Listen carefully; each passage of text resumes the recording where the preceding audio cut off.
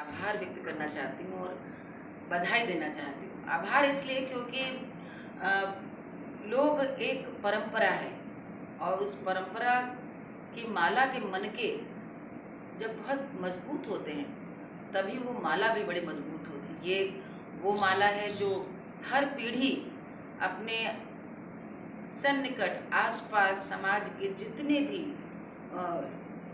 लोक संस्कृति के प्रति संवेदनशील जितने भी लोग हैं उन तक ये माला पहुंचती है अपनी पूरी सुगंध के साथ। तब जाकर कहीं ना कहीं हमारे पुरखों का किया हुआ काम सार्थक होता है। आज नहीं, मैं करीब 20 साल से मन्नू जी को जानती हूँ और इतना पुराना परिचय है। इनकी एक बात जो मुझे हमेशा से इनके बारे में बहुत अच्छी लगती है, क्योंकि कई बार लोक कलाकारों के लिए विशेष रूप से बात कही जाती है, जिस चीज़ को मैंने भी व्यक्तिगत रूप से महसूस किया और इस पर काम भी शुरू करा कि आज की पीढ़ी को हमें लोक क्या है ये गा करके साथ साथ बता करके भी समझाना होगा। और उस कड़ी में एक किताब इतनी सुंदर रूप से एक सामने आई है, क्योंकि ज्ञान का पूरा निचोड़ एक जगह पे अक्षर के रूप में, शब्द के रूप में मौजूद हो, जो नई पीढ़ी के सामने एक, जिसको आप बोलते हैं एक रेफरेंस के रूप में कल को इस्तेमाल की जाए। क्योंकि कजरी सब पूछते, कजरी क्या है, कजरी कैसे गाते हैं, कजरी कब गाई जाती है, क्या कारण है कि मिर्ज़ापुर, बनारस, चुनार, चंदौली इसी क्षेत्र पर गाई जाती है। तो मन्नू जी को मैं आज से नहीं कितने सालों से मैं देखती रही हूँ, क्योंकि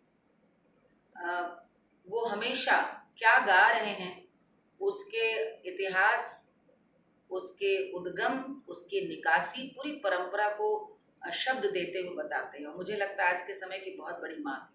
और वो उस भूमि से हैं जहाँ पर बुल्लू हीरा की गजरी हम लोग सुनते रहे, वो उस परंपरा से हैं जहाँ पे एक से एक अखाड़े, एक से एक बड़े गायक रहे हैं। मुझे लगता है इस समय उस परंपरा के ऐसे कलाकार जो पूरी ज्ञान परंपरा को भी अपने कंठ में समाहित किए हों, शायद ये अकेले होंगे इस समय। तो इसलिए मैं इनको बहुत अपनी ओर से आशीर्वाद भी देती हूँ, बधाई देती हूँ कि ये इस पूरी परंपरा को जो अपने कंठ में लिए हैं, जैसे इनके पुरखों ने किया, अखाड़े के रूप में, गुरुकुल के रूप में शिष्यों को तैयार करें, सिखाएं।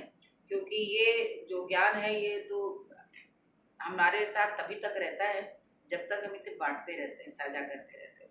तो ये एक बहुत मैं आपको बधाई देती हूँ।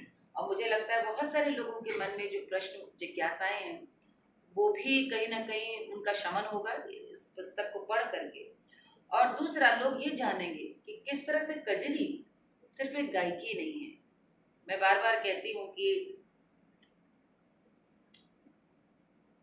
पूरे लोक संगीत की सुंदरतम विधाएं इन्हीं चौमासा के लिए रची गई, इन्हीं चौमासा में रची गई। यानी हमारे यहाँ पर प्रारंभ से ही इंद्रदेव को प्रसन्न करने का उपक्रम हमारे पुरखे करते रहे कि वर्षा आए, पानी बरसे, पानी बरसेगा तो जीवन है।